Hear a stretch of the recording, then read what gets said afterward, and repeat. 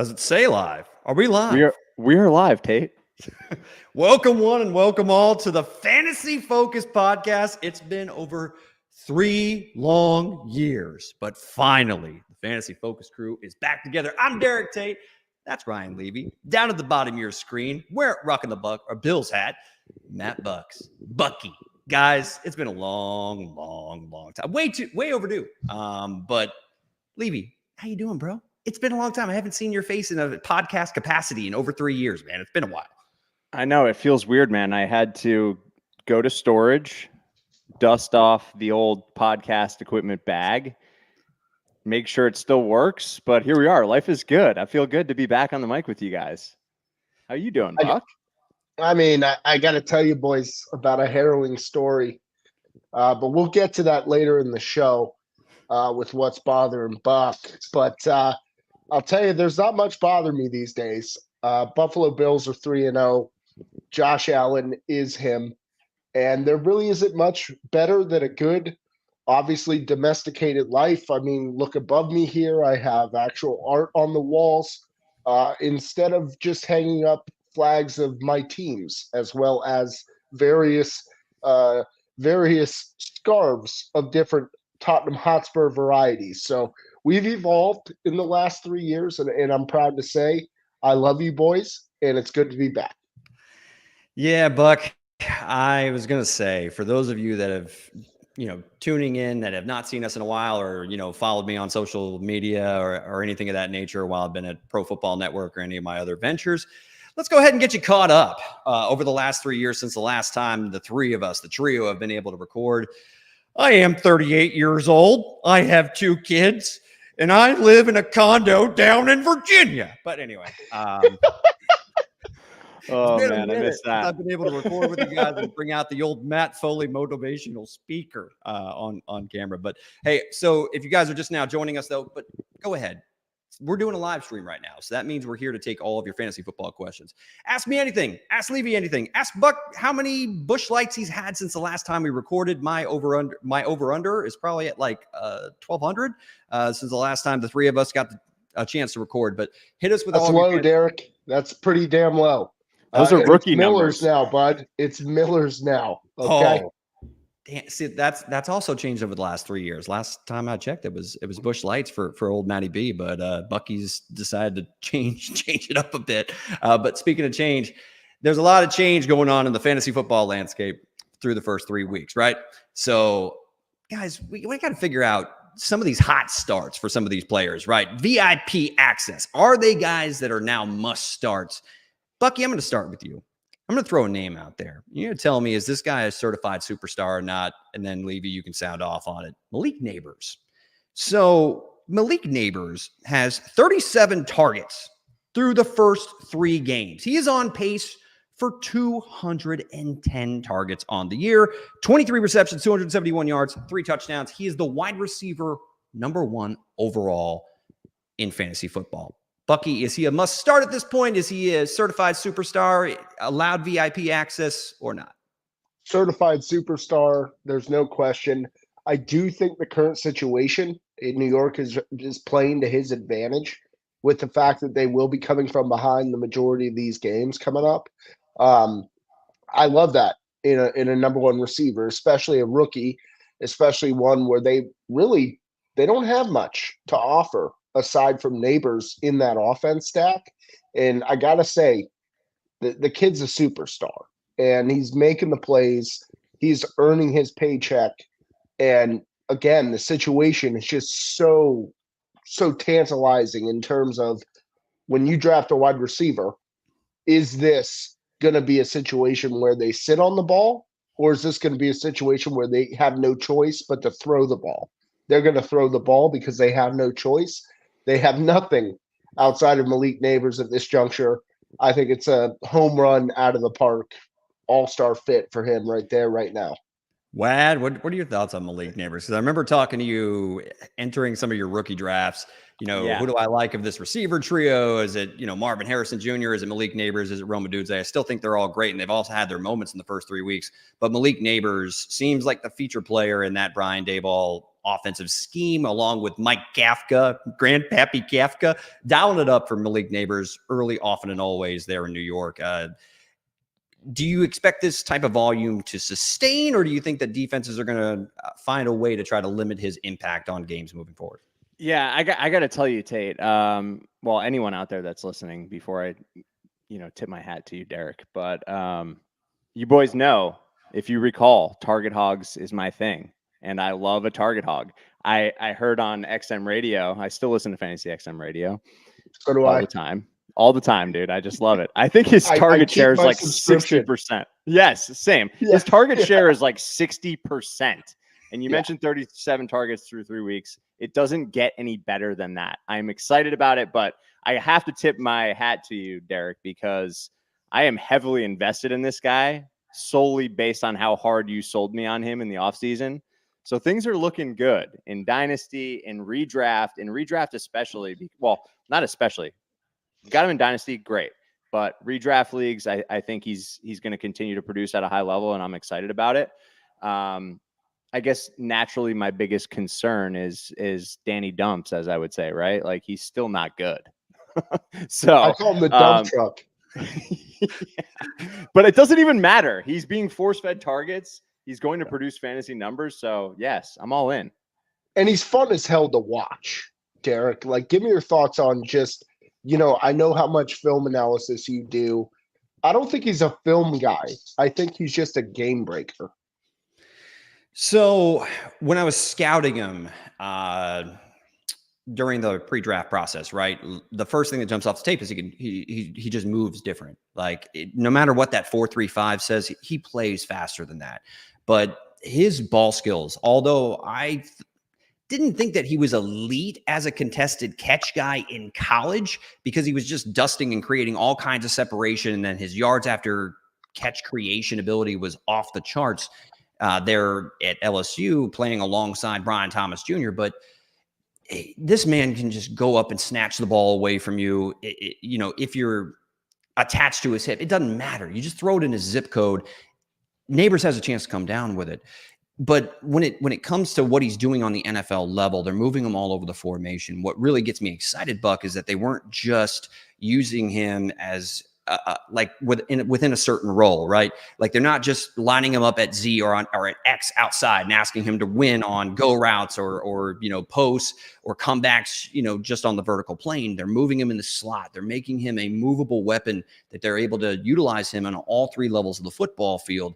And when you have an offensive-minded coach who has had success, whatever you want to think about Brian Daboll and Daniel Jones and that decision to give him a contract, whatever you think, Brian Daboll, I still believe, is a very good schematic offensive mind. And when you combine that with a guy that he loves, if you watched any of the Hard Knocks, he fell in love with Malik Neighbors, and he's using him all over the football field. He is the feature player in that offense. So when you combine the elite level talent, physical ability that Malik Neighbors has, separation skills that are off the charts, and then, a dynamic competitor who can win at the catch point, and you're getting schemed up touches on all three levels of the football field. Yeah, Daniel Jones is going to have some bad weeks, Levy, like you said, but the volume plus talent is what you're seeing right now come to fruition. And the game scripts you also mentioned is probably going to favor Malik Neighbors. So I think that this is going to continue. There's going to be some weeks where Daniel Jones just lays an egg, but I would challenge anybody, either of you two, to name 5 receivers you would rather start over Malik Neighbors on a weekly basis. So I don't have 5, Derek. I would be hard pressed to find 3 at this juncture. Because I think there's a lot of unknowns when it comes to the receivers right now in terms of who's going to be that week to week. But you nailed it. The algebra equation is simple. Talent plus game script equals fantasy production. And guess what? He's got immense talent and a hell of a game script with how that team will struggle throughout the rest of this year. It really suits him. It suits fantasy governors, as we now call them. That's also changed in the last 3 years. So we have fantasy governors out there just having to lay down the law, and the law says start Malik Neighbors, certified stud. Wait a second, real quick before we move on. I have not heard this terminology before. Am I living under a rock? It's a real thing. I know Tate knows. I call it shareholders, but governors is actually, this is the first time I've ever heard that. But Yeah, it's real. we have to remove certain verbiage from our fantasy football lingo there, Levy. Come on, keep up. Yeah, on the Levy, come on now. You run a recruiting business, man. Like you understand that there's rules to it. This guy's stuck in 2019, Tate. I didn't know that this had infiltrated the fantasy football landscape as well. You know, I learned something new today. I'm glad we got on the mic. It's governors, man. So you better govern your talk as we go through this. you know, boys, here I am in my primary suite doing a podcast. You know, that's what I'm.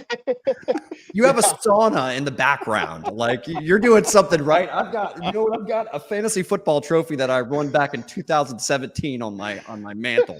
That's what I love that. I love that. That's from Dayforce. That's from I played in the same league as you. I remember. It's the league folded after that. After we left the company, there you go. You took the hardware with you. Yeah, I know. Well, I won the league and then it folded up. Oh shit! So if we're talking about like work leagues, my company, our work league has totally folded after the controversy of 2022. So my girlfriend, who previously worked for the same company, we were in the same league together, and we both went undefeated, made it to the championship game. There was a lot of talk of collusion. There was a lot of stuff. Guess what that game was, and guess who was playing? I had Josh Allen, I had Dawson Knox, and I was down by 12 points with nobody left to play for her. And DeMar Hamlin, that's what happened on Monday night. The DeMar Hamlin thing. Oh. And I lost that game by 12 points, and the league voted in her favor. No way. Wow. That's interesting. Yeah. I remember when that happened. That was a major issue in fantasy. Mm-hmm.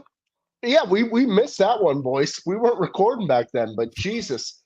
That would have been a hell of a situation to discuss on the pod. Damn. Yeah. Shout out to her. She's a good decorator. So I got that going. Yeah, we all have differing backgrounds when it comes to our recording sets today. But Levy, I want to jump to the next guy that we have to figure out if he is a must start, because the numbers kind of speak favorably to Jaden Daniels, rookie quarterback, another rookie in the top 5 at his respective position, is the QB2 overall right now. Levy, look, one thing you can always say about dual threat quarterbacks is they have an elite amount of upside at the position because of the rushing floor they offer. Jaden Daniels, through the first 3 games, first in QB rushing attempts with 38, second in QB rushing yards with 171, and first in QB rushing touchdowns at 3. And oh, by the way, he has more passing yards than Patrick Mahomes. So, Levy, is Jaden Daniels already a must-start quarterback in fantasy football entering week 4? Yeah, I'm definitely starting him every week if I have him. Most of the leagues I had Anthony Richardson in, I took Daniels as a backup. So I'm very thankful for that, because at this point, I don't know what to do with Richardson. So I am very thankful that I took the high upside play. And I think what drives me to like him even more is their defense isn't very good. So the game script's going to continue to favor them, in my opinion. So, yeah, I'm all in. I think he's a must start every week at this point, right? He's going to continue to be a top 12 option week in and week out. His weapons are decent. I mean, they're not fantastic, right? But I know Bucky loves him some McLaurin, but not so scary Terry, as I used to call him. But yeah, I'm all in, man. I think he's a great player. He's another guy that I invested in heavily. So yeah, I'm all in. Bucky, what about you? Yeah, he's a must start for me. I'm not going to say certified stud yet, Tate. I think there's a lot more left to prove for him. Malik, I think, is different than him, and I can say certified stud for Malik. But Jaden is still raw, and you can see it in his game. I mean, he plays on the edge, which you love to see. But I have a feeling that as this season wears on, there's more tape on him, that it could chip away at some of his big gains that he's getting early. But I still think, yes, definite starter for me. I mean, he leads the league in completion percentage at 80%. I understand that, but you got to realize it's that game script stuff. I mean, the game scripts have worked out well for Caleb Williams, and he's looked rough. I'm thoroughly. I love the guy. Trust me. I just think the league has its way of catching up with somebody like that, like similar to Josh Allen his rookie year. I'm just saying. And obviously, I'm an idiot Bills fan, so say what you will, but it happened with Josh too. You know, it happens to all the best. I can understand where you're starting to get a little bit of tape on Jaden Daniels, right? And you're starting to figure out maybe what you can kind of try to do to limit his impact, limit his legs, and take away certain looks that will force him to go to his second read in the progression or try to contain him in the pocket. But through 3 games, no one's been able to keep this kid in the pocket. And to me, Levy, he looks like Lamar Jackson light. Like as far as his movement ability, and we saw it at LSU. Buck, we saw him way better passer. Way better. I was going to say with better accuracy, more definitely a more. I mean, he's also spent additional years in college over Lamar Jackson. Right. So I mean, he was more polished and had more experience as a pure passer during his collegiate years because he started at Arizona State, moved to LSU, and went off, but. The point of the matter is those extra reps that he got as a passer and the explosion that we saw from the LSU offense under his Heisman season seems to have translated a little bit to the NFL. That touchdown pass, guys, on Monday Night Football to Terry McLaurin to put the dagger in the Cincinnati Bengals. To me, that's beautiful touch. That's understanding that you're getting a 0-look blitz and you got to get the ball out of your hands. And he trusts his guy to win, McMuffin, all the way on the outside. And by the way, they didn't throw a pass interference. The cornerback, Dax Hill, was draped all over Terry McLaurin. To me, Jaden Daniels is a must start because you're going to get the rushing floor. Fredley Jimenez. Is this live? Yes, it is. Yes. We're back. We're back. Fredley, good sir. I hope you are doing fantastic, my old friend. Tater. Just to wrap up before we take the question, by the way, with all questions that you have right now, because we're here to serve the people on our first episode back in over 3 years. But real quick on Jaden Daniels, again, I don't see with his rushing floor, with 38 rushing attempts, which again, do the average, that's over 12 rushing attempts per game.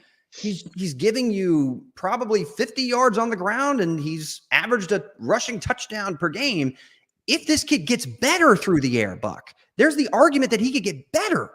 Like as this offense kind of tries to find itself with Luke McCaffrey seeing an expanded role, Zach Ertz still being a check down Charlie option for a young quarterback, and McLaurin gives you that vertical element. Yeah, I don't like the receivers. That's going to be a problem all year. But what we've already seen is Daniels has no problem. If it's not there through the air, I'm being decisive. I'm going to take this thing and do it myself, which to me, that gives you such a high weekly fantasy floor that I don't need the passing production to necessarily be elite, even if he does eventually have some struggles through the air. I just think he's going to level out a little bit. Okay. Like these highs are super high and they're awesome to watch. Like Monday night was awesome. Coming back from the Bills game, I was up in Buffalo and we were watching that on the bus. Dude, I was enamored with the kid's play. And he's polished, he's smooth, he throws a hell of a ball, and he's elusive. So he has all the tools. What I'm saying is not hating on Jaden Daniels, especially not long term. I just think there will be some regression through this year as teams start to really beef up to counteract him. I'm with you. I want to see him bring in another option. Like I would, if they continue down this path and they continue to win games that we don't expect them to win, or we didn't expect them to win, like let's go make a trade. Bring someone in. Who might get unhappy soon? Devontae a little Adams. Guy in Houston that's struggling named Stephon Diggs. Oh, no way. Oh, God. Come No on. way. Yeah, little way. guy named Stephon Diggs who might be crying his way. Cry me a river, Stephon. They don't need him in Buffalo. All right, let's get to this question. No, I was talking about going to Washington. Well, I know, but I'm just saying. We don't need a second-round pick for him. Yeah, they're not going to trade him. I understand your thought process, Buck, but I think Devontae Adams is probably the guy that is going to be pretty upset and annoyed and, Fair. having to deal with Gardner Minshew and Aiden O'Connell potentially under center. Anyway, Marvelo the Wise, thank you for joining us and hitting us with a question. Would you trade Hawk and a 27 first for Saquon, a 10-team dynasty PPR superflex? If it's tight end premium, maybe not. But ultimately, yeah, man. I mean, 27 first, that's, what a true freshman in college. Like, you can figure it out from there. If you have a guy that can help you win now, if you got that type of roster and Hawk is just chilling on your bench, there's no guarantee that he's even going to be returning to the starting lineup. It sounds like week 7 is when they're targeting, because I think they have a week 6 bye. I would personally be willing to trade away Hawk and a distant first. Really? For a guy that can help you win right now. Oh, man. All right. That's an interesting perspective, because I just have this philosophy in Dynasty. And frankly, Tate, you're a better Dynasty player than I am. The amount of trades you make is the craziest thing I've ever seen. This guy can flip a roster on its head like I've never seen before. It's incredible. But for me personally, I just don't trade for running backs, especially aging running backs. It's just like my words that I live by. So for me, I'm personally not doing the trade. Saquon's great. I'm really excited to see him doing well in a good situation, but he is aging. Am I wrong there? No. I mean, what are you going to get 2-3 more good years out of him? Maybe. I don't know. That's just my 2 cents. What about you, Buck? Yeah, Buck, let's get the tiebreaker in here. What are your thoughts on this trade offer? Marvelo the Wise, I do think it matters on what you're trying to accomplish this season, as far as how Saquon can help you win now. But go ahead and Buck, what are your thoughts on that trade offer? Bucky, you with us? Did we lose you? It looks like Bucky may have froze. Oh, he muted, but I thought he was just deep in thought. Lost your mic, Buck. No, listen, I'm getting everything dusted off over here, fellas. It's we got some dusty equipment here at Fantasy Focus Live. What were we talking about? So would I make this trade? So it depends on current roster construction. I didn't hear a word either of you said for the last 3 minutes. All right, we just need you to break the tie. Well, yeah, just what are your thoughts? Would you do this trade? It depends on roster construction. So, if Marvolo, if you are ready to win right now and Saquon's a missing piece, I think this is an easy hell yes. Worry about 27's problems tomorrow, right? But I also want to say, if you're doing this thinking that you're going to have Saquon for an extended period of time, I see Saquon lasting about 3 more years at his current capacity. Okay. Yeah. And then it's going to be a cliff. And it just depends on what you look like. 3-0. Yeah. Then do it. You got to do this trade. 100% do this trade now. Now that you gave us some more context, let's go. Yeah, that's what I thought. That's what I thought, Levy. Let's go. We're all in agreement. Let's go, Marvelo. Well, let me give my thoughts on that real quick. Okay. They are run heavy to begin with. Saquon has looked great through 3 games. And the fact of the matter, 2 games, Tate? Well, no, I'm counting down your points. I'm going, okay. You did this. You did this. You're counting you down, baby. You're keeping my count. Okay. I was like, I don't know what you're doing. But we got to find the juice, boys. And the main thing with me is that Sirianni and Hurts, I don't think they have it all together as a duo between coaching and the player. And it shows on Sundays. The one constant that Sirianni has, if he wants to hang his ass onto that job, is Saquon for what we've seen through 3 weeks. So if you're trying to win now, you're 3-0. Marvolo, get it done. Okay, just get it done. Worry about 27 in 2027, because Lord knows that's how I live my life. Love it, Buck. All right, Fredley, let's get to Fredley here. Levy, start steering. Yeah, I'll steer the ship. I'll get you guys in line. And Tate, you're the expert anyway, so I'm just going to keep going to you first. But sorry, Buck. I mean, you made great points there, but Tate does this for a living. So here we go. Rest of the year, Fredley, I don't. True. No, you don't. Hey, just but, because I went on a qualified as I 3-year am, vacation to Miller Europe. Lights, and sorry, I'm stepping all over you, Buck. But you're just as qualified as I am. You watch just as much football. You actually have a higher intake of Miller Lite than I do, so you're just as qualified as I am. this is Well, true. I mean, just because it took a 3-year, vocational study in Europe doesn't mean that all of a sudden I don't know my shit. All right. I apologize. Fredley, I missed you, buddy. It's good to see your name up here. Rest of the year for Deontay. He calls him the Red Rifle, but you boys know I like to call him the Red Rocket. Tater, what are we doing with Deontay the rest of the year? And is he a start over Judy and Lazard? Two-part question. He's definitely a start over Judy and Lazard in week Yes. 4. I don't think that there's any question about that. I mean, we were just talking about, the concerns about potentially Jaden Daniels having some struggles, but he looked great against the Cincinnati defense. They couldn't get to him. And I'm not saying that, Andy Dalton and Jaden Daniels have a lot in common, physically as far as their games go. But what we can take from what we saw in week 3 with Andy Dalton's first start of this season under center is that he's willing to play on time, play on script, and he is willing to pepper Deontay Johnson with targets. So when it comes to Lazard, I know Lazard's had, scored some 3 receiving touchdowns through the first 3 games. Lose me with that noise. He's the beneficiary of all the attention that Garrett Wilson is getting.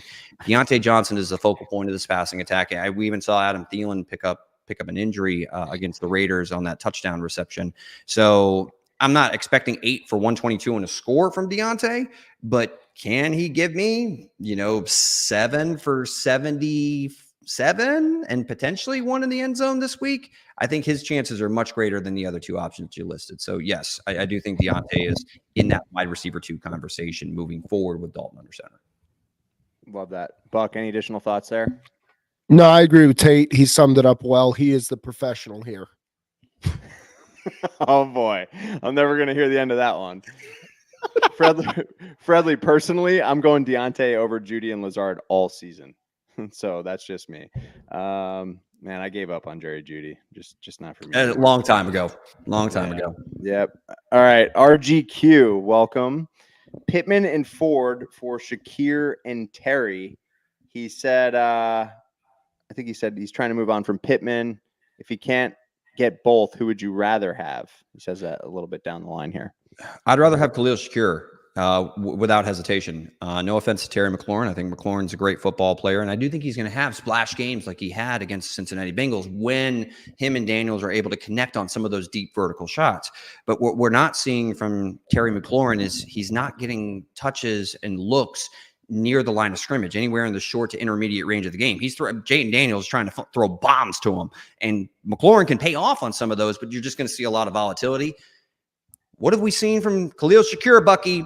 A lot of consistency, a lot of underneath looks, and the man is a dynamic yards after catch threat. He's one of the best in the league. He's caught every single one of his targets this year, Bucky. He's the wide receiver 17 in full PPR formats. 2 years. If you can only give me one of these guys, I'm going Shakir. But I would do that trade because right now we can't see Anthony Richardson with his level of inaccuracy, inconsistency, which it's been consistently bad, just consistently bad, objectively bad. I think he's a nice buy low because of his rushing upside. But Michael Pittman, who I thought does a lot of his damage in the short to intermediate range of the football field, Richardson wants to push the ball down the field. And that is not Michael Pittman's game. This doesn't feel like a good fit. Jerome Ford, while active right now, eventually when Nick Chubb come back, what are you going to get from Jerome Ford? Selling on those guys right now for Shakir and Terry is something I'm fully on board with. So I say, real quick, Buck, before you give us your Shakir thoughts, he's saying, even if he can't get both, would you do Pittman and Ford for either of those guys, or Shakir? Yes. Or he goes down here for Higgins too. So, Buck, no. So it's not a matter of is Khalil Shakir a better football player than a T. Higgins? Okay, because I think man to man, he's not. But here's the deal: the way the Bills are playing and the way I expect it to continue with Joe Brady calling that offense is a fantasy football governor's dream when it comes to the scheme. Okay, so I watch film breakdowns every week. I spent a lot of time this morning on the Golden Throne just taking in my film study, and I got to tell y'all, the way that they scheme up Shakir, like Tate, when you say they're hitting him on short routes, on those flat routes, what goes into that is simply a beauty to watch. Like they have Shakir. When you see Shakir in motion, guess what? He's either target 1 or read 2 every single time. And the reason is when he goes in motion, he does not continue that motion. That motion is to expose man coverage. So Right. even if a defense is playing too deep, right? That's his bread and butter. He wants a too deep zone. He wants the man coverage through the slot and the outside. And guess what? That guy's going to get sucked into the middle, and Shakir's going to beat him to the edge. And they will not stop doing this. They really exploited Jacksonville on Monday. They did it for the first 2 weeks as well with different variations on the same approach. They will continue that. Tate, I would love to hear your breakdown of the Bills film because what I'm watching with Joe Brady is poetry in motion. Like this, yes, Josh has his 2 to 3 super plays a game where you're like, who the hell is this guy? Like nobody else on planet Earth can do this besides Patrick Mahomes. And the fact that we get them both in the same division kills my soul. I would love for him to be an NFC guy so I can just get one goddamn trip to the Super Bowl, but that's neither here nor there. And it's a joy to watch Khalil Shakir play football. And I'm telling you, I undervalued him preseason because I felt Kincaid would be the highlight reel of that Bills offense. Guess what? 3 weeks of film study on the Bills, it's Khalil Shakir. Like everything goes through Shakir. It's James Cook first, Khalil Shakir second, Dalton Kincaid third. And the bottom line is you want him on your fantasy roster. I'm taking that trade every single time. RGQ, my boy. So when it comes to how they're using Khalil Shakir and the Bills' offensive schematics, their motion pre-snap, like you said, Buck, is to try to uncover and just gather information. You're trying to figure out whether they're in zone or they're in man. The problem is when you run man coverage against Khalil Shakir, his quickness is outstanding. Now, I do have some questions about his STEM IQ when it comes to him as a pure route runner, but there's certainly enough there and enough twitchiness and enough acceleration and burst for him to create separation. Look, he's got 23.3 fantasy points against man coverage this year, and the way that they're using him and moving him around the formation, but he's still settling in the slot, Buck. So you're generally getting that nickel back. You're generally getting that third DB matchup against or a linebacker, right? Or a linebacker or a safety. However, whatever personnel the defense has out there, Joe Brady is trying to go hunting and trying to get the ball in his hands and allow him to create. And Shakir is right there with some of the best yards after catch creators in the league. I'm talking Deebo Samuel. I'm talking Jaden Reed. I'm talking Zay Flowers. You know, he's in that conversation for one of the best at that skill set. In a team that's devoid of a true number one option, Khalil Shakir, I've been saying it all damn off season that I think he's way underdrafted. He was going in like past the 11th round, which just made no damn sense to me. So his efficiency, the way that they utilize him, his dominance out of the slot, I think he has like a 77% lineup in the slot. So he's getting favorable matchups. Joe Brady is going hunting and trying to manufacture touches for Khalil Shakir. I see this continuing and him being a consistent wide receiver 2/flex option for the rest of the season. Buck, I'm 100% with you. So question for you, right? So you look at the current makeup of the Bills, right? We don't need to talk about scheme and just how it looks so goddamn pretty through 3 weeks, right? But like, who else is a must start on the Bills at this point besides James Cook? I was going to say Because Cook. I think that's a Yeah. question we might get. And I want to know from you, Tate, and you, Levy, where you feel like there's some value out there for trade hunters that want to capitalize on the Bills and how many points they're putting on the board. I mean, 122 points through 3 games is just wow. Well, Jacksonville's secondary sucks. I could try to be, as break it down analytically if you want, but the bottom line is that they're banged up and they're really struggling, right? Dalton Kincaid, by the way, is still a very, very plus level option at tight end. The way that they utilize him, I like how they move him around. It seems like his role is expanded. It hasn't resulted in huge fantasy numbers because Josh Allen.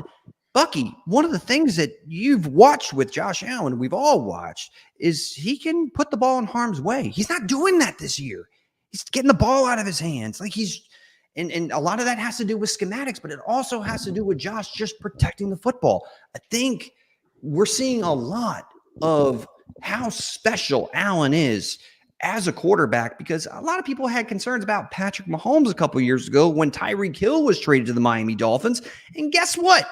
Patrick Mahomes finished that year as the QB1 overall over Josh Allen. That was the 1 year in the last 4 seasons where Josh Allen hasn't been the QB1 overall.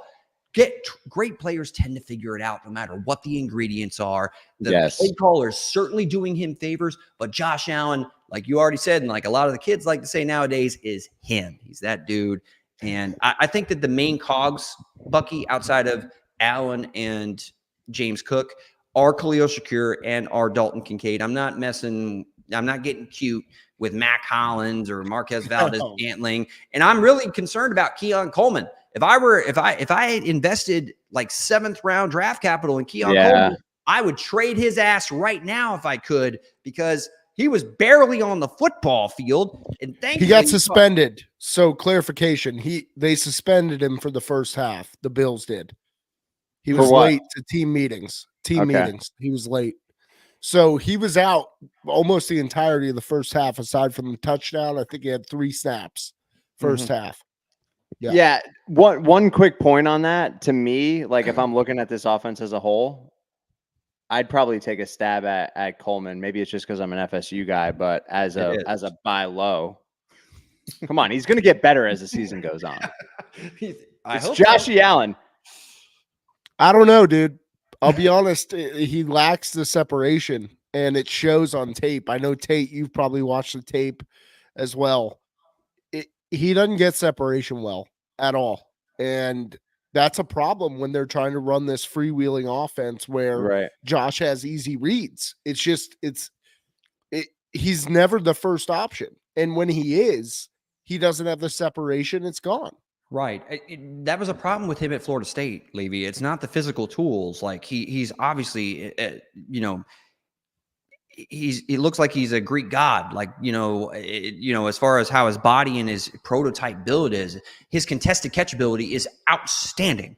But the problem is going to be, is he going to be able to create separation consistently? Because he looks clunky and almost, definitely unrefined, unpolished as a route runner at the top of his stem. Like he doesn't do a great job consistently of dropping his hips and dropping his weight. It's there because I've seen it. He can do it, but it snap to snap. The consistency isn't there. And if you don't have that consistency and you lose Josh Allen's trust, that's why I have concerns. Maybe long-term, but for the rest of this season, I think he's going to be more of a project rotational guy, it seems like to me, because they seem to trust Mac Hollins and Marquez Valdez-Scantling to be other ancillary options. We haven't even mentioned Curtis Samuel, but, I'm worried about Keon Coleman as a flex option. Definitely not a wide receiver 2 option at the current usage that we see. Yeah. I mean, you nailed it. The thing with Keon, it's all about that separation. And I think he will be molded into a very talented NFL player. Me too. And I think that, when a team goes high on a receiver, the way the Bills did, there's always this banked in trust, especially when you offloaded a Stephon Diggs, right? So everybody's looking for an answer. the real fact of the matter is that we don't need an answer. We have it. It's James Cook. It is, Dalton Kincaid. It's Shakir, who's been on the team. This is third year now. And like unsung his whole career. That is what the Bills need. And then they need the role players. And guess what? I think Keon is a hell of a role player. But I agree with you 100%, Derek. I'm using any value I get out of last week with the touchdown, but there was nothing outside of that. There was two other catches, right? So like you got to figure it out that he's not the guy and he's not the replacement for Stephon the way so many thought. And I know he is such a captivating, amazing character with the way he carries himself He's and fun. how he's great, dude. I love the guy. Tiger wish he could. Yeah. Tiger wish he could, but it's Bucks. It's kind of crazy to spend the 33rd overall pick on a quote role player. Come on, they got to develop him a bit more. That's what he's been. That's what he's been. It's been 3 weeks for Christ's sake. 3 very successful weeks is what I'll say. And not to burst your bubble, I don't want to talk Bills the whole night, but we've been down this path before. The Bills hum their way to 6-0. Next thing you know, they fall off a cliff and they choke. So you know what, Buck? Don't get too excited yet. I think that I'm going to defer to Tate here because I can't. That's a little unfair. That's a little unfair. I wouldn't say choke. They run into Patrick Mahomes. I mean, like I thought that the way they finished last year when Joe Brady took over as OC was very encouraging, and clearly that was a roadmap and a formula, a recipe that they saw for success. And they've started 3-0, Levy. I mean, this team has. But we've seen this before. We've seen this before. All right. Well, I would say that not like this. Not like this. Levy, I would say if you're counting on Keon Coleman to be, or if you think that Keon Coleman's role is going to expand, the targets are great because he did lead the Bills in receiving yards in week 1. So Buck, I will give Keon Coleman that. It's like he's not a scrub. And a guy that you can't utilize.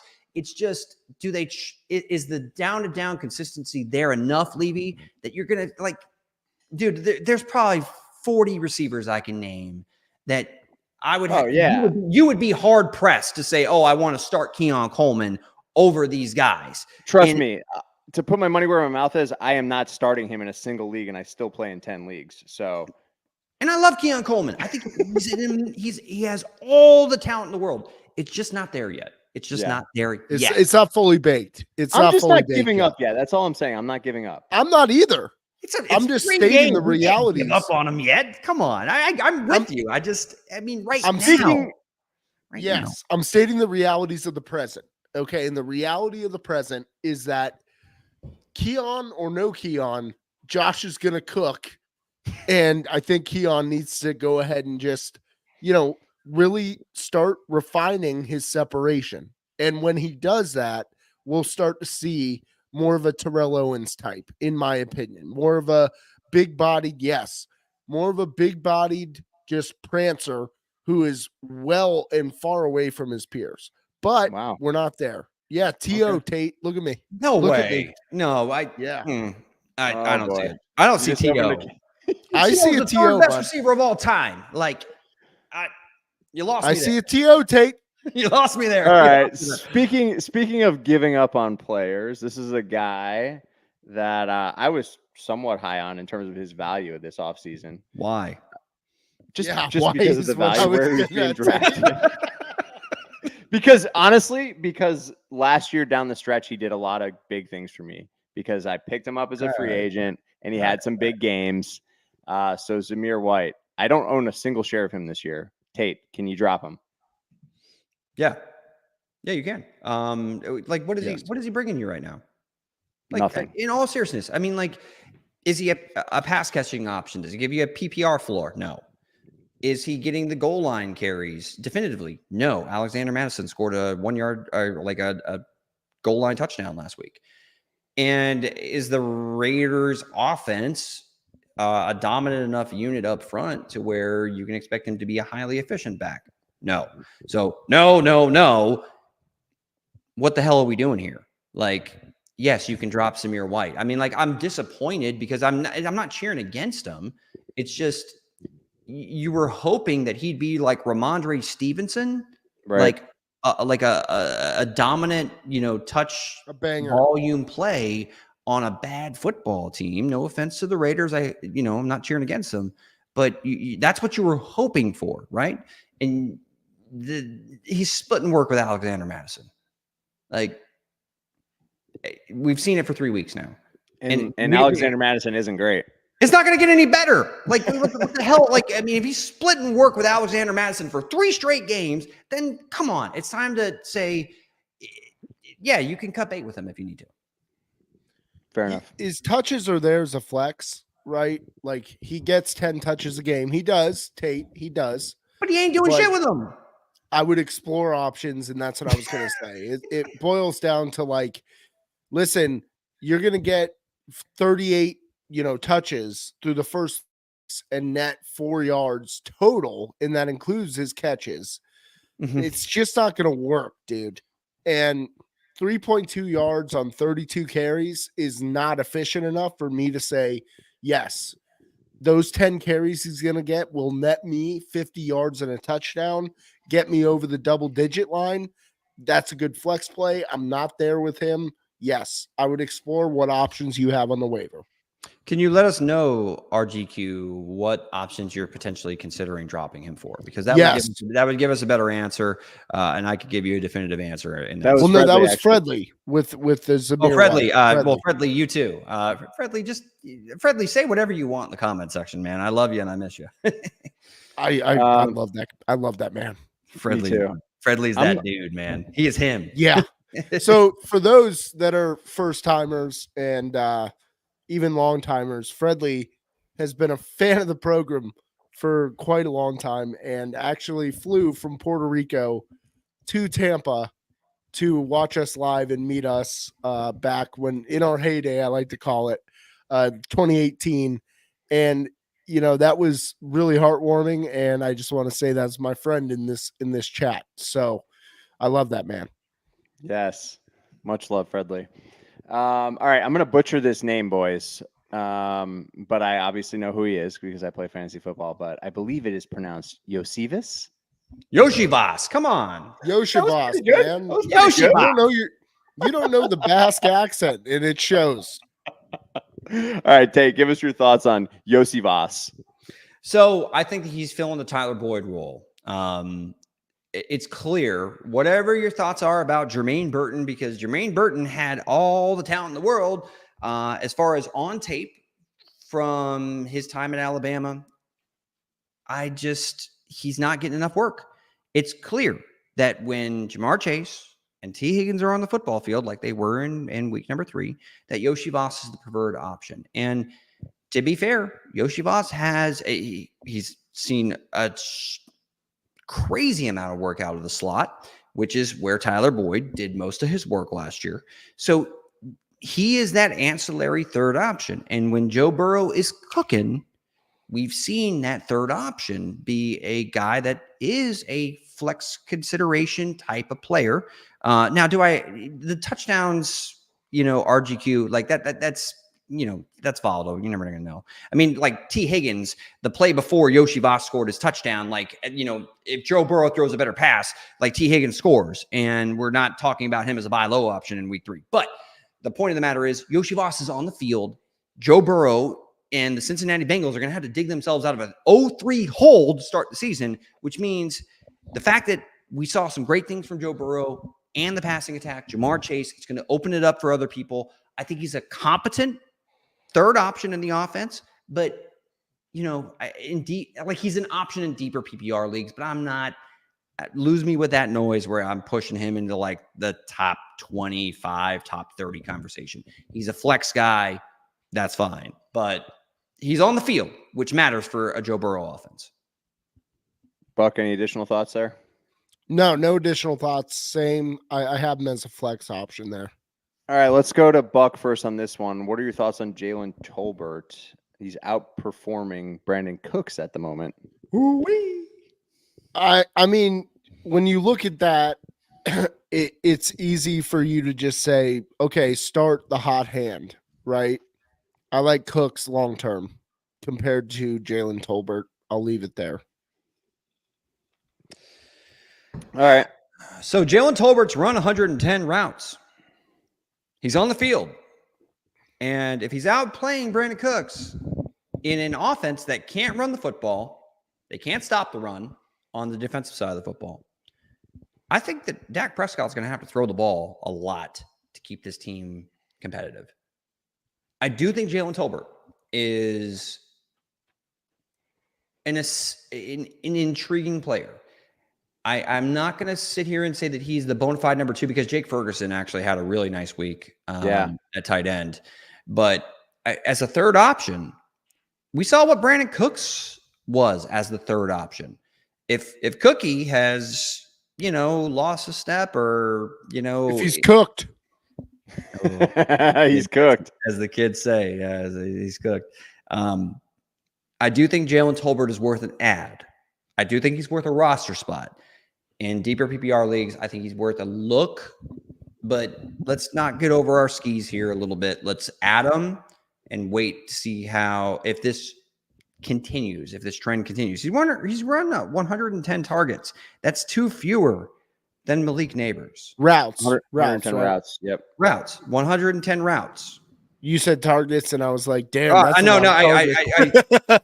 You're correcting me. I apologize, and you are correct. No, but it's more so for my own good, right, Tate? I wasn't trying to bring it down. No.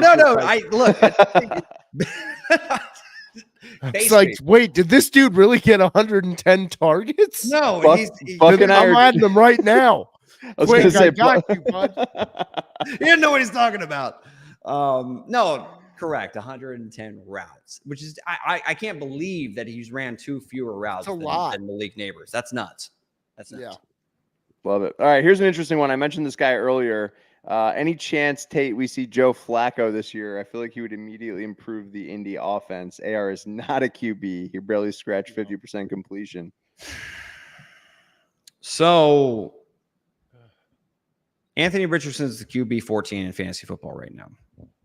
And he was the QB 14 this week with 15 fantasy points and change. Guys, he's been really bad. Yeah. Like objectively bad. And let's quantify it, right? Dead last in completions, dead last in completion percentage, 23rd in passing yards, and dead last, or at least the highest interception per pass attempt at 8.2%. That's bad. It's just quantifiably terrible. And Buck, I don't know how much Colts football you've watched, but these are bad misses by yards, not small misses that are tip passes. These are bad misses. And he's also compounding it by holding the football too long, trying to make something happen with people hanging off of him, putting the ball in harm's way. It's a mess there for Anthony Richardson. He's in his own head. So I need Shane Steichen to go ahead and get this young kid right. Jonathan Taylor's playing out of his mind. Looks great. Run the football. I just don't think that you're going to see a lot of passing yardage. But the one silver lining, Levy, is that he's still first in yards after contact per rushing attempt at the quarterback position at 4.3. And trails only Lamar Jackson with quarterbacks with 18 or more rushes at 6.5 yards per carry. The rushing floor is still there. It hasn't manifested itself quite yet because literally Anthony Richardson is turning his own, Majesta against himself and making mistakes in the red area, like that terrible interception that he threw against the Chicago Bears when they were down inside the 10-yard line. He's his worst enemy right now. Yep. I'm not starting him in week 4 against Pittsburgh. Pittsburgh's defense is too good. Period. It's like they're the best defense in the league by pretty much every metric. After week 4, though, I think it gets a little bit easier, right? He's got Jacksonville. He's got Tennessee. He's got Miami. Things will settle down. It's a rough start. I don't think we see Joe Flacco, but expect a rough week 4. But Anthony Richardson, Shane Steichen's got to find a way to rein him in a little bit and try to put him in a situation where maybe he's not throwing the ball as much, or just easier, shorter throws, because you're asking this man to push the ball down the field who's having accuracy issues, who's right now at 49% completion percentage. Can't do that. Can't do it. RGQ with just the absolute perfect comment here that indie targets are fraud. Half of the targets are 2 to 3 body lengths away from any receiver. Bad, yeah, man, it's bad.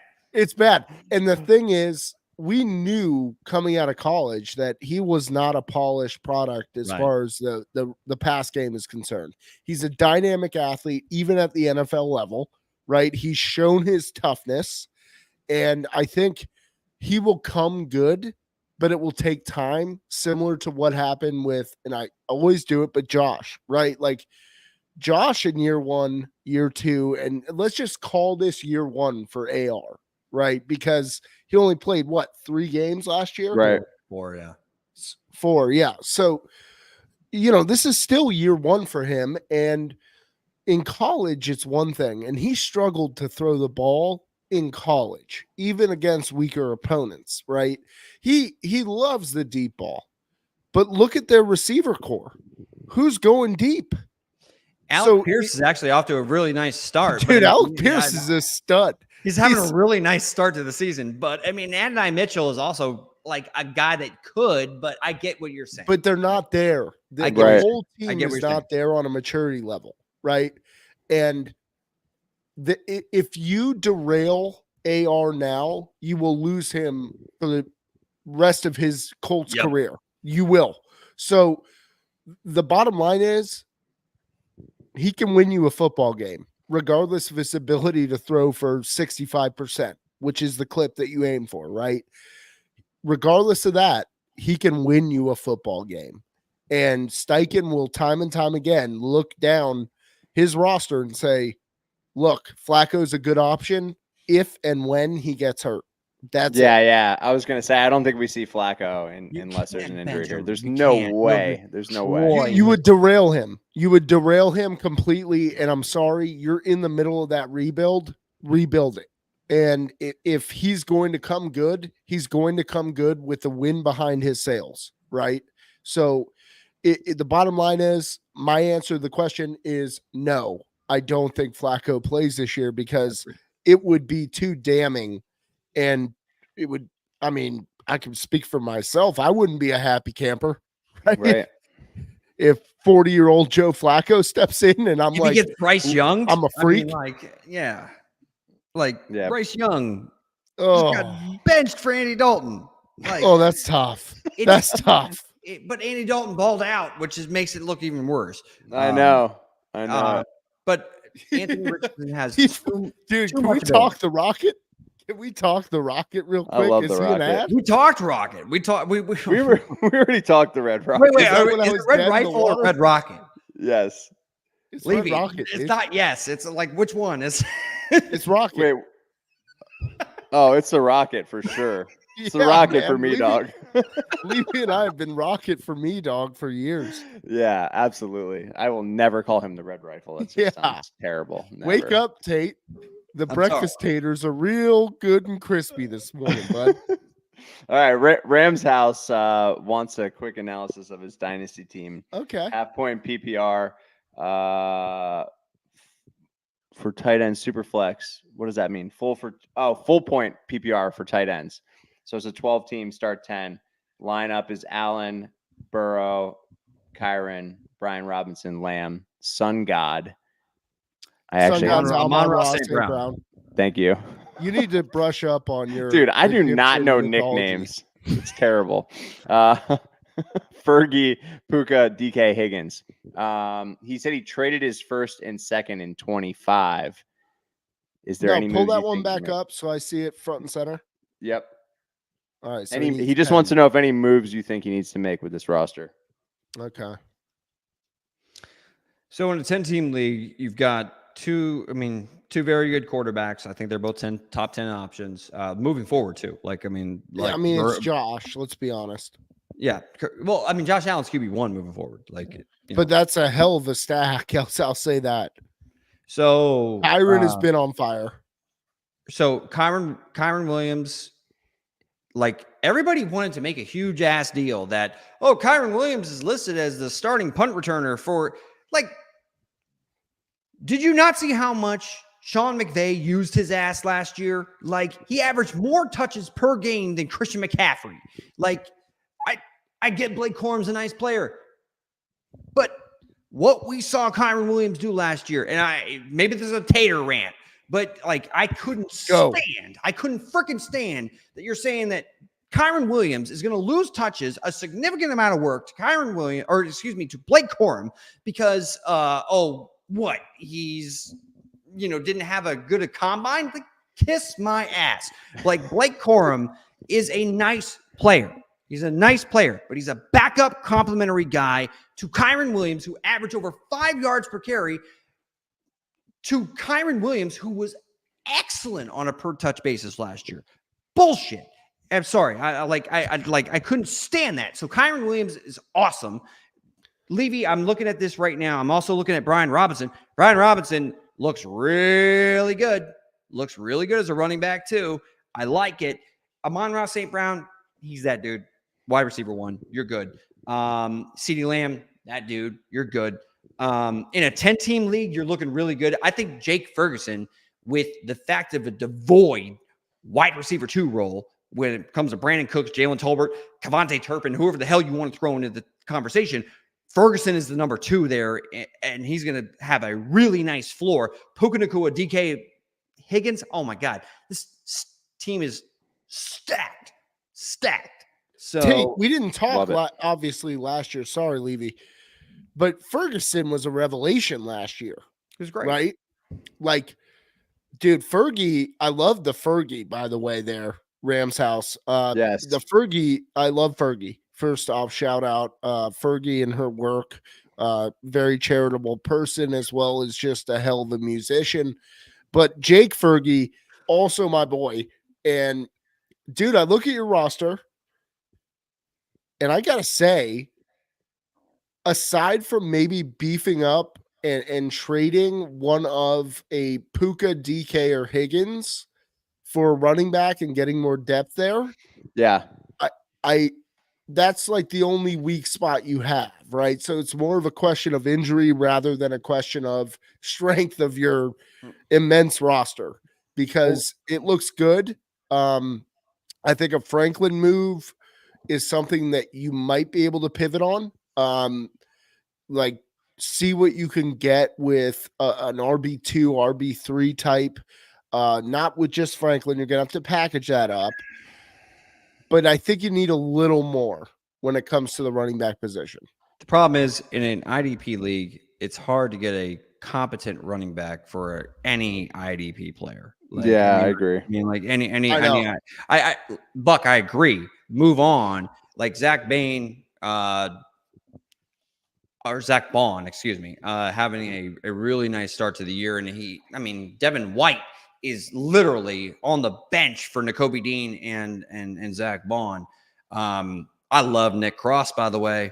Nick Cross, IDP guy, cover 3 defense in there in the Indianapolis Colts. The dude's tackling everybody around him. I agree with Buck, though. If you can upgrade that running back 2 position, that's the only tweak that I would make. Yeah, I'm with you on that. I just want more depth. No offense to B-Rob. I just want depth. B-Rob's actually having a really good start to the year. He is. Hats off to him. Off to a great start.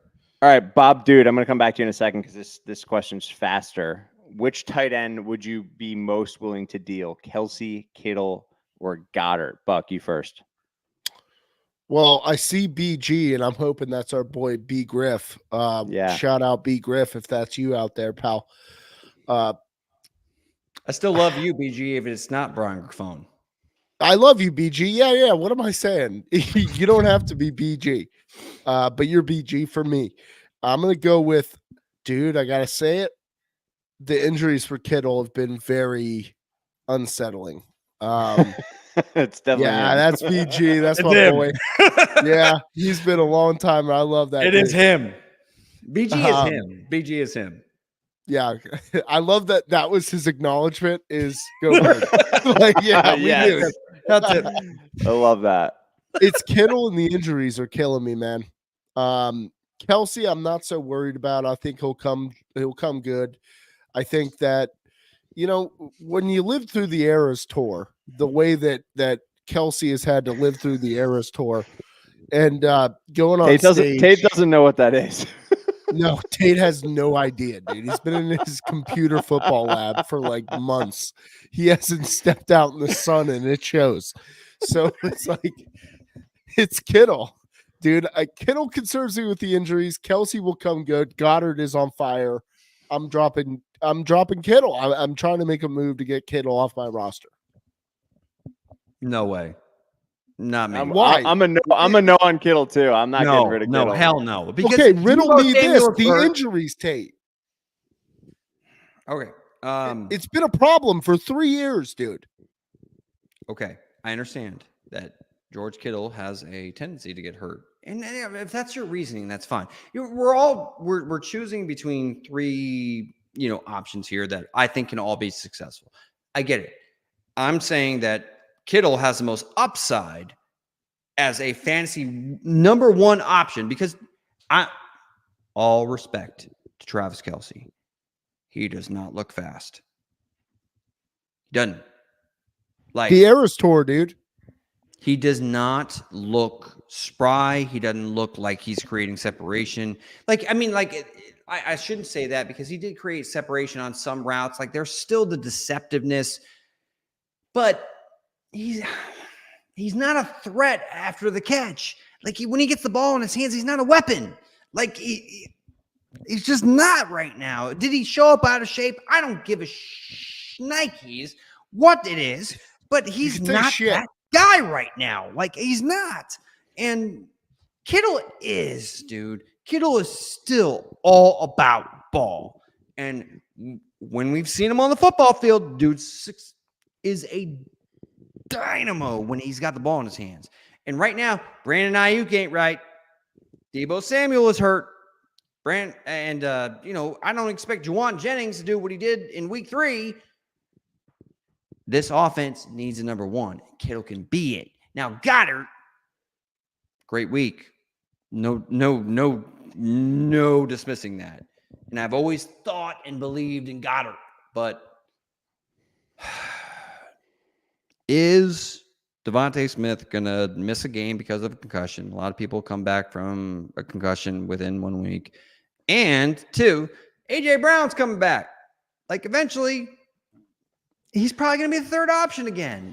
Like, I love Goddard, but it's just situation matters. So, who would I be most willing to deal? Goddard. Yeah, man. For me, it's between Goddard and Kelsey. Kelsey. You mean Kittle? No, I'm not trading Kittle. Kittle's the one guy I'm not trading. Oh, he's the one guy you're not, dude. I'm trading Kittle because Kittle's gonna get hurt. It will happen. No, I know you already made it clear that's the guy you're willing to deal. I'm just saying that for me, I am willing to deal Kelsey or Goddard. Something's not right there. That's horse manure to trade Kittle right now. No. Yeah. I don't know. Mahomes is trying to cover for Kelsey too. Oh, he's always triple team, this and that. Come on. That's bullshit. Yeah, he's just blowing smoke up his boys, you know what. But yeah, I think I'm gonna trade Kelsey of the 3. Sounds crazy. Dude, just wait until the Eras tour. The Eras tour aftermath needs to wear off. Can you imagine being on the road with your girl for months on end? Oh my God. Right? That dude, listen, he's still shake it off. Ooh, ooh, ooh. That's what he's doing right now. He's got to shake it off. All right, pal. So the Eras tour took it out of our boy. I'm all the wiser for it, but they still haven't lost a damn football game.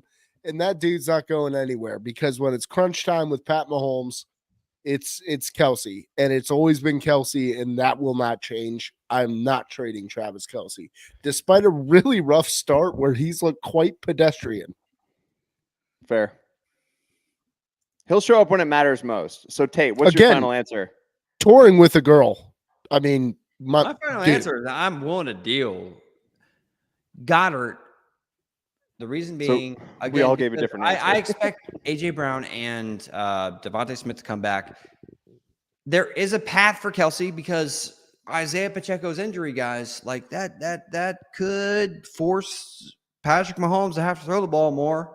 Like, I mean, let's be real. Like, it could force him to utilize the short passing game in a substitute for a running game capacity. But Kelsey isn't doing enough. Yeah. He's a name guy. Right. He's name brand right now that isn't producing name brand production. All right. Let's get back to Bob Dude. Bob Dude. All right. 10-man PPR. I need help making my team better. QB Mahomes, RB ETN, Montgomery, wide receiver St. Brown, Godwin, tight end Kelsey. Flex is Cooper. Bench, he has Bucky Irvin, Allen, Quentin Johnson, Kirk, Swift, Shaheed. It's redraft. How do we make this roster better? Tater, what do you got? Or Buck, go ahead. Tater just spoke. I mean, I got one. I'm getting rid of Kirk. I don't believe in anything the Jags are doing. That offense, the line is Swiss cheese. But who's going to trade for him right now? Who's going to take him from you? Look, what I'm saying is you got to find a pivot. And I think Tate has elaborated on several fellas that could be potential options through this show, right? I think there are still options on the waiver wire that have yet to be exposed. But Kirk, good Lord, I mean, he's just gathering dust right now on your bench, right? So my perspective is Bucky Irvin, Brandon Allen, like, those are good players. You've got good players there. Sure. Johnston, Kirk, I'm probably looking a little bit outside of that, is what I'm saying. David Montgomery is a top 10 running back in fantasy football right now. That's not going to say the same. Pair Montgomery with whatever bench player you want. Okay? I want to hold on to Bucky Irving. I can't. I'm actually surprised I'm saying this, but Bucky Irving is just playing better than Rachaad White. Whether it's a groin injury or whatever the hell is going on with Rachaad White, Bucky Irving is better. Don't trade Bucky Irving, but pair Montgomery with Kirk, Swift, Shaheed, whoever the hell you want to, and upgrade that running back 2 position significantly, because I believe eventually Jahmyr Gibbs is going to see an expanded role, and you're going to have a hard time trusting Montgomery in your lineup. I mean, like, yes, he's a threat to score a touchdown every week. I don't think his receiving production is going to continue. So I don't want to trade Mahomes. I don't want to trade ATN. Montgomery's in my opinion, your weak spot. Yeah, but wait, real quick on that. You say he's not going to continue that pace. He was number 11 running back in 2023, if I'm not mistaken. In non-PPR formats, like in PPR, I believe in Montgomery. I believe in him, man. This is PPR, bro. I mean, like this. I mean, like this is where he's. Do you expect him to continue to catch passes? Like, I mean, I'm asking you genuinely. If you believe yes, that's fine. I do believe it. I think there's plenty to go around. Okay, then don't trade Montgomery. Then if you're a believer that Montgomery's going to continue to do what he's doing, then that's fine. Like, I mean, and Levy makes a point where he thinks that that's the case. So I would be willing to trade another player, maybe Amari Cooper, who just had a big week.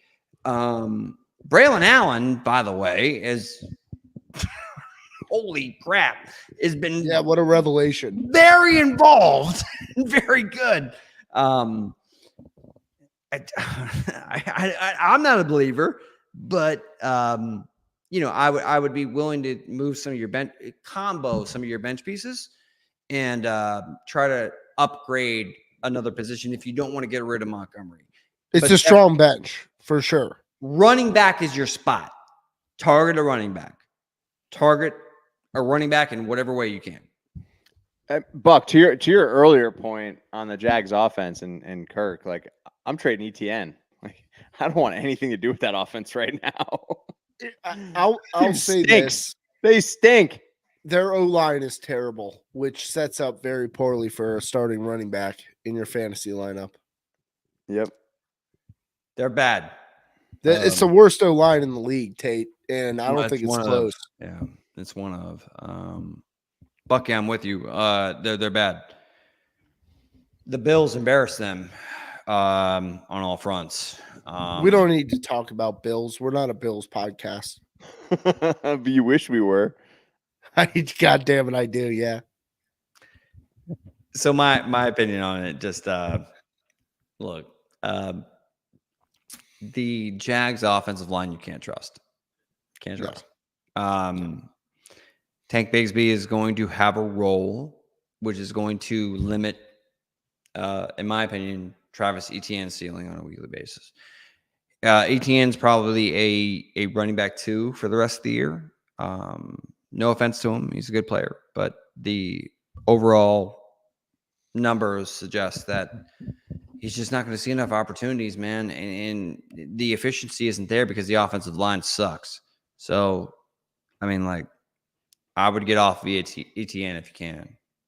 Like, yeah, combo him with Swift because Swift is my biggest disappointment of the fantasy season so far. Swift's bad, man, and it's tough to admit that because I really believed in Swift. His vision has been, it's almost like he's running blind. I mean, like, what was that like Netflix series with Sandra Bullock where she had her eyes covered? The Bird Box?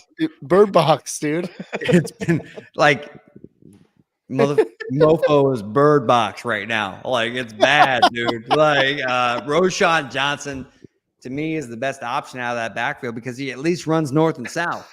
Like, Bird Box. I'm bird boxing DeAndre Swift, and I feel bad saying it, but I'm looking at Levy's sauna in the background. He wants to know what running back he goes for, bud. It's hard to answer that though because we don't. No, all right. So I want to combo ETN with a bench. James Cook. Get Jimmy Cook. Like, yeah, Levy, right. Who is going to trade James Cook? Levy, hold on. ETN along with his bench, you should be able to get a good running back. ETN and Amari Cooper, in my opinion. For James Cook? Who's going to trade James Cook right now? An idiot, but still, he might have idiots in his league. He's Bob Dude. Yeah, I hope you do, Bob. Hey, Bob. Love you, Bob. Dude. Give me a better name than James Cook. I don't know your league mates, but I would try to get a low-end running back 1 for ETN and the combination of Amari Cooper because Amari Cooper just had a great game. He did. Okay. Would you do it for J.K. Dobbins? That's an aggressive trade. I would not do that if I owned ETN and Cooper. Yeah, I do it because Brandon Staley, it is written that his offense, Jim Harbaugh, that Jim Harbaugh, like I just reverted back to 2023 right there. Jim Harbaugh is going to run the football, dude. So I'll take all the shares I can get there.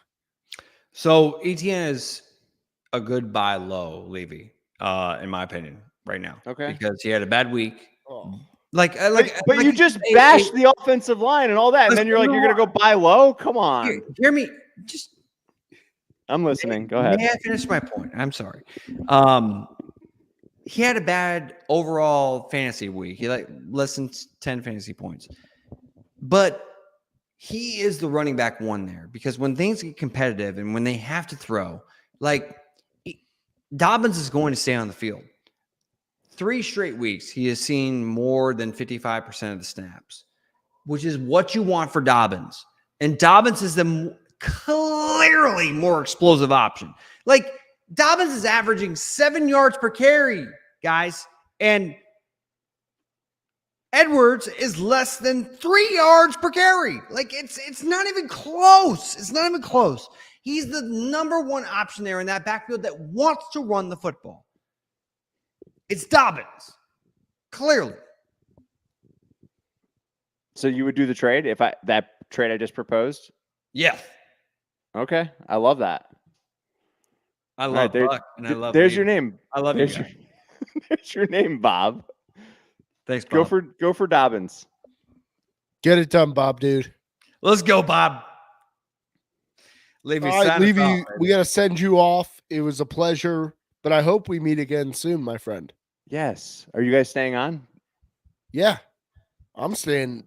I got nothing to do. All If right. anybody has any questions, I'm staying on.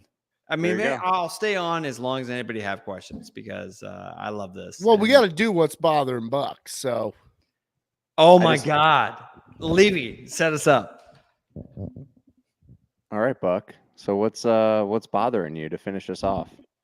well, there's a few different things in this world. I'll start. There's two actually, and normally I have one main topic, but I'm going to just jump into the first here. I parked in a lot that I believe you, Levy, have parked in for a have. Bills game where you have to travel through the river and through the woods to get to the lot, to the stadium. And it was a deluge all day in Buffalo throughout the entire day. And I was at the tailgate. Obviously, I had a bunch of mill dogs and blue lights. And you walk to the game through this. The traverse is such that you have to go down a 45-degree angle. Like the hill is very steep to go Confirmed. down to a riverbed where you have to cross on a man-made shitty plywood bridge. And then you have to traverse upwards through this crooked winding path. And then you get to the top of this path, which is against the parking lot, which has a fence, but you're literally on a cliff face of like 20 feet. The entirety of like a quarter-mile walk. And it is absolutely the most dangerous thing that I've ever seen, especially when you consider Buffalo as a whole. Oh yeah. It is. It's terrible.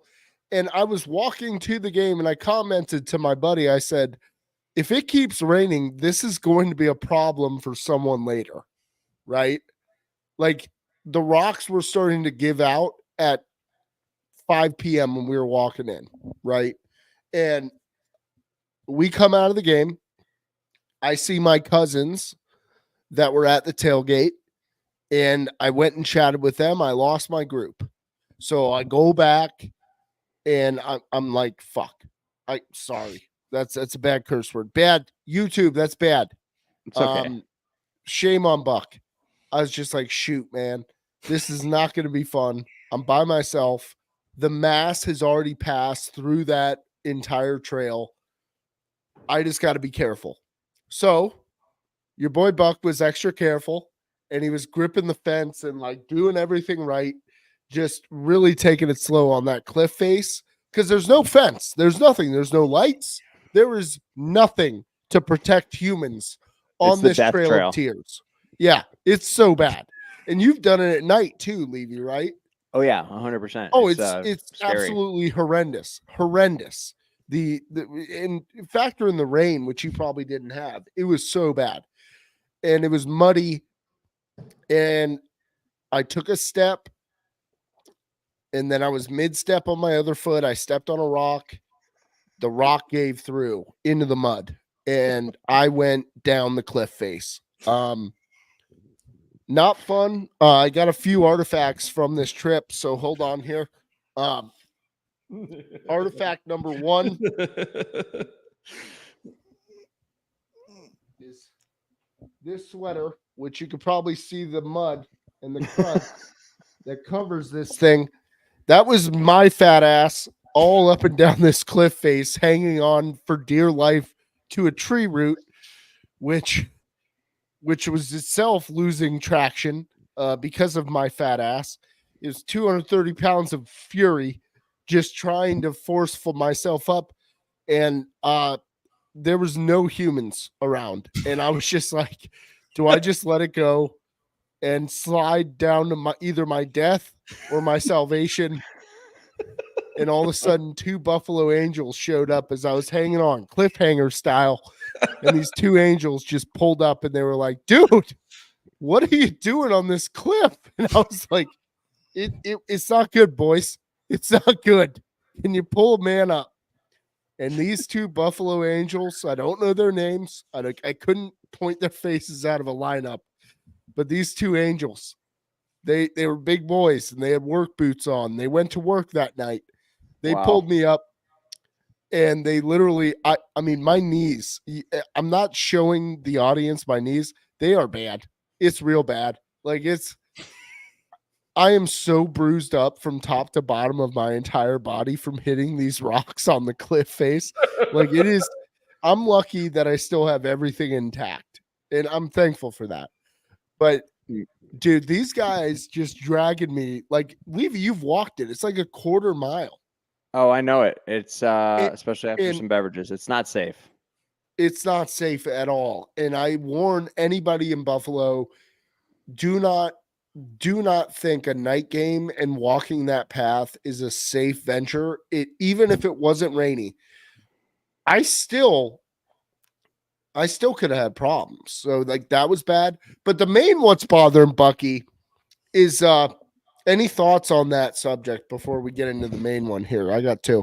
No, I was I'm gonna chime in real quick because I have to run and then I'm gonna let you guys finish with the last 2 questions. But I knew that this happened to you because you texted me and I could visualize this entire experience because I've been on this path at night, but not in the rain. And just at night, there was several people falling. Yeah. I'm just glad that you made it, man, because I was a little concerned about you, but wow. I thought I was a goner, Levy. I'll be honest. I was like, all right, I'm just going to either drop to my death or drop to my salvation. I'm going to let God pull that card. Right. Oh, like, man. Yeah. And thankfully I had my Buffalo Angels lift me up on their wings. Amazing. I'm glad you made it, Buck. All right. I'm going to let you tell your other Bucky before, but I'm going to remove myself. I love you guys. Yeah. Make one of us admins so we have the questions. I don't know how to do that. Actually, I was trying to do that. Whatever. We'll let it I don't know how to actually end the podcast.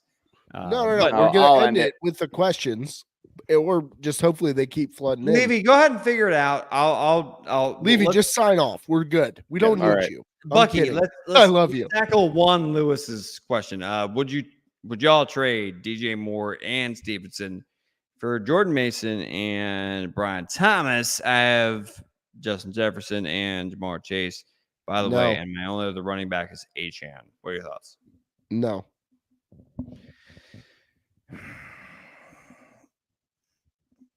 Yeah, no. I'm with you. Like, I think better days are ahead for DJ Moore, and Stevenson's going to give you a flat line of value for the rest of the year. And I think Jordan 11 Mason, points and up. Jordan Mason, I'm excited about what he's done so far this year, but Christian McCaffrey will come back eventually. So if you're looking to win a championship, nah, I'm not doing that. I'm not doing that. All right, so Riley, should I trade Zach Moss and I'm assuming it's Zach Moss and Rashid Shaheed for Laporta, full PPR, and Moss and Shaheed are my backups. Thoughts, Bucky? I'm going to say yes. And because you're asking this question, Riley, I feel like you have to capitalize and improve on your tight end position, right? And if those are backups, I will say that as far as just ceiling for Moss, it's not there. Shaheed, there is a ceiling, but I'm gonna make that trade if you think Laporta at tight end is the missing difference for you in a PPR especially. So I would say go for something like that if really you're well equipped. The problem is trading 2 players that have been productive, Bucky, for an injured player. Like, I mean, I love Laporta. I'm a huge Laporta guy. Huge. But you're trading for an injured guy, and Moss is the clear like total touch count leader in Cincinnati. Shaheed, I know he had a rough week 3, like nothing. I get it. It was bad. It's bad. But he's still, I think, an integral cog of that Clint Kubiak new offensive scheme. I wouldn't do that for an injured player. If Laporta was healthy, I would, but I'd rather have the two guys that I think are going to be on the field, and we can't even guarantee Laporta is going to be on the field for week 4. So that's my thoughts. I don't want to be like a Debbie Downer, but you're fine, dude. Like that's what this show is for, right? To offer our I know, but I don't want to like disagree with you. I want to give an answer to Riley. Look, either way you slice it, I think it's an even trade. I think there's upside for all 3 players. Agree. So, but I also think it depends on roster construction, which we don't have exposure to here. And Riley, don't bother with a full, here's my rundown of who I have. But like, my point is, if you really need a tight end long term, right? You're 2-1, you're 3-0, and you want to make a run for it long term.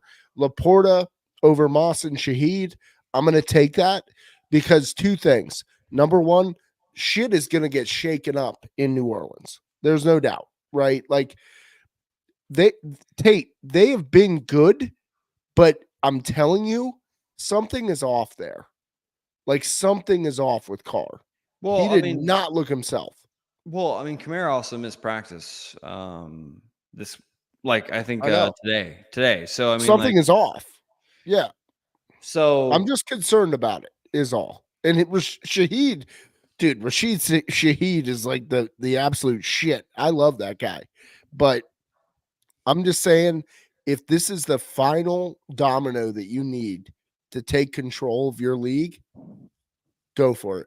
They're on your bench right now. Right? That's my perspective on it, Tate. I would be more on board with it if Laporta has shown us anything to where he would be a top 5 guy. And like, I had my concerns. Top 10 though. Top 10, and that's really what you need at the tight end, man. It's just a top 10er.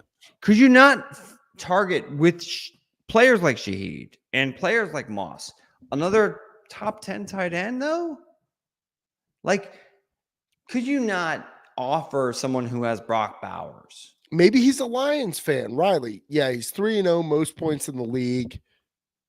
Brian Robinson's on his bench too. Find another tight end to go after. Like I don't know about that. Laporta's going to be back in 3 weeks. Right. He's not right.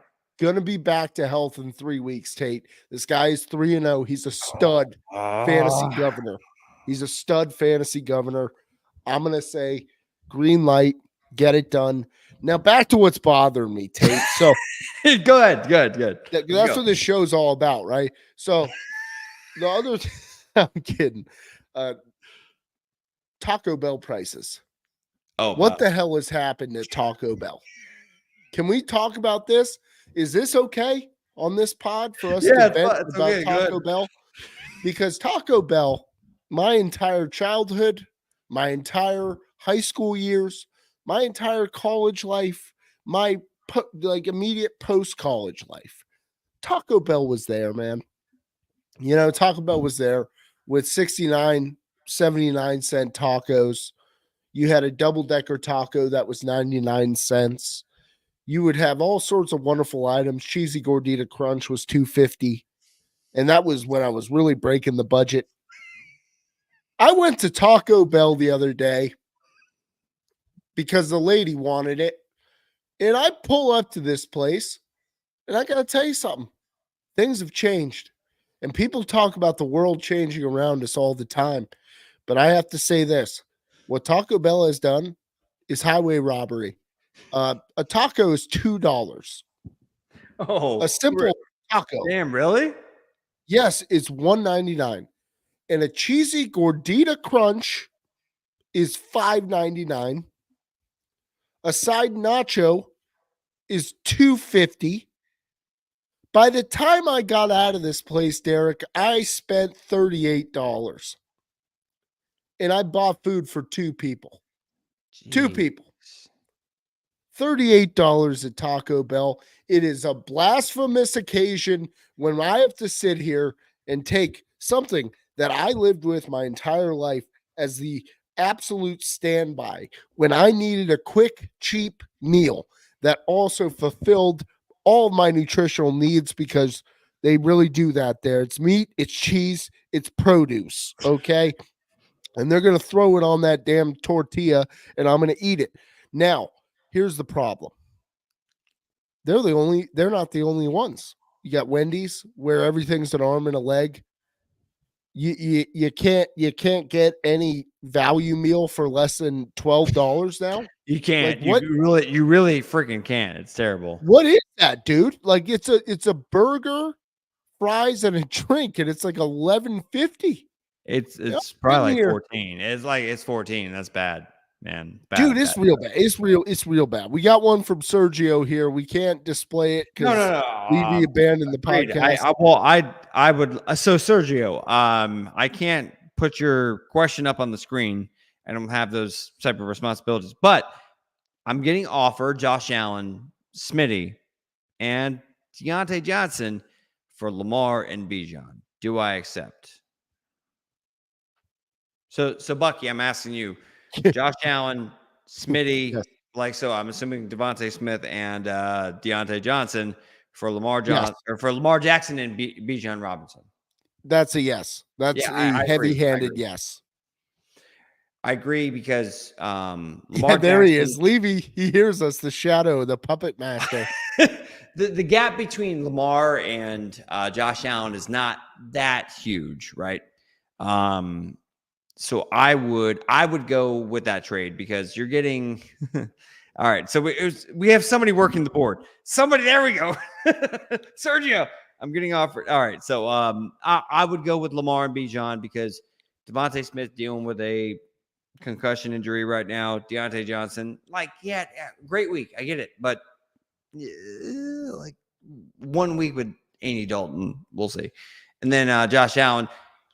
Josh Allen's better as a fantasy asset than Lamar Jackson. I get that, but Bijan is a much better option than Devontae Smith and Deontay Johnson for the rest of the year. Yeah. So I think the gap is much bigger between Josh Allen and Lamar Jackson than it is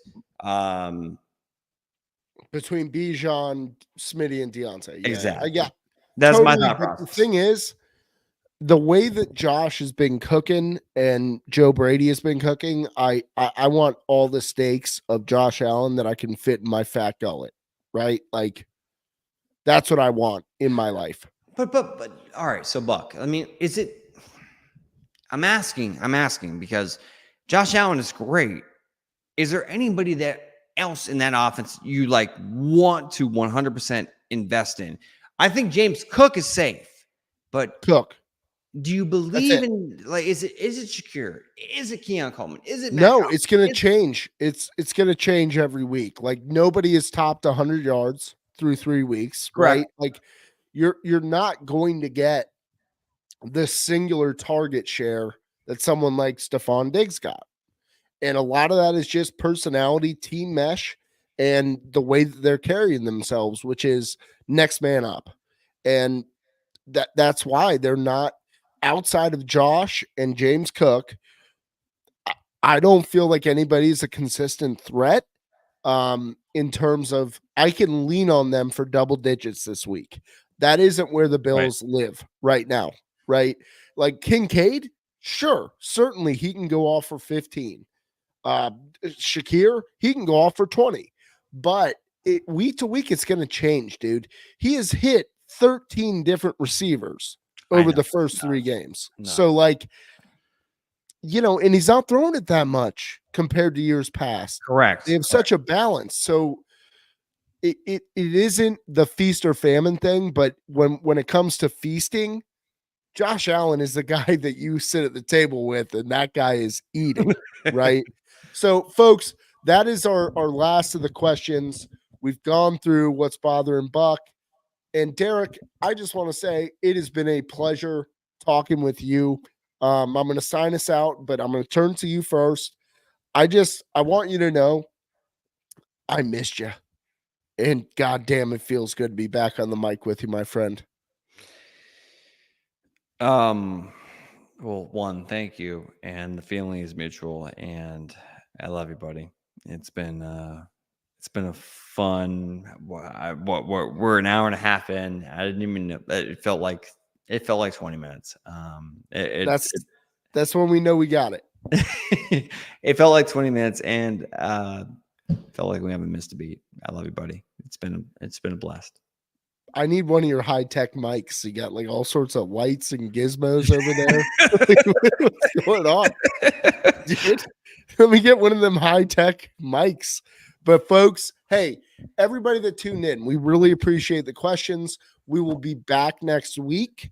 I think we're going to aim for Wednesdays. I think Wednesday is a good day. But feel free to comment with feedback. Like if Tuesday works better, we'll make it work. We want what's best for the folks that are tuning in here. It's great to see old time friends like Bob Dude. Bob Dude, you've been around. You like I saw Bob Dude, and I was just thinking to myself, I know this Bob Dude because Bob Dude, you've been here. Fredley, it's great to see new names on here. I just want to say I really appreciate everybody's time, and if there's one thing I'm passionate about, it is football and fantasy football. And that never changed despite taking 3 years off. I've been right there with you, brother. Yeah. I mean, Tate, for those that don't know, Tate works in the industry. Like this is a legitimate professional who gets it done. And I very much value his opinions. Sometimes I offer counter opinions to him only to hear him pull me out of whatever take that I want to present and really hear him break it down in a very passionate way. So he's one of the best in the business. We look to continue this. It's been a long 3 years off, and I'm just thrilled to be back. That's all. I love you guys. Echo everything Buck says. I know that Levy's not with us anymore, like for this specific episode. He's still alive, folks. I know he's still alive, but he did not perish in the last 10 minutes. I just want to say that, something that has been a huge passion of mine. I've chased. I've done some cool things in the industry, but this is the interaction with you guys and you asking us questions is what I live for. I want to help you guys succeed in your fantasy football ventures, whether it is dynasty, whether it is just a trade that you want to make for your team to help your team have a better chance to succeed, to win a championship this season. Whatever it is, it's something that I truly have a passion for. And Matt Bucks, Ryan Levy, if you haven't had a chance to interact with them, they're great guys and they're very knowledgeable, very passionate, just like I am. Please, I would love for you guys to come back. I would love to be able to do this again and on a weekly basis throughout the rest of the season. You guys are in great hands with us because we want to be able to help you guys win your league and beyond. So until next time, that's Matt Bucks. Ryan Levy was here. I'm Derek Tate. Until next time, everybody, Laser says Tater. Laser says the Tater, baby. Let's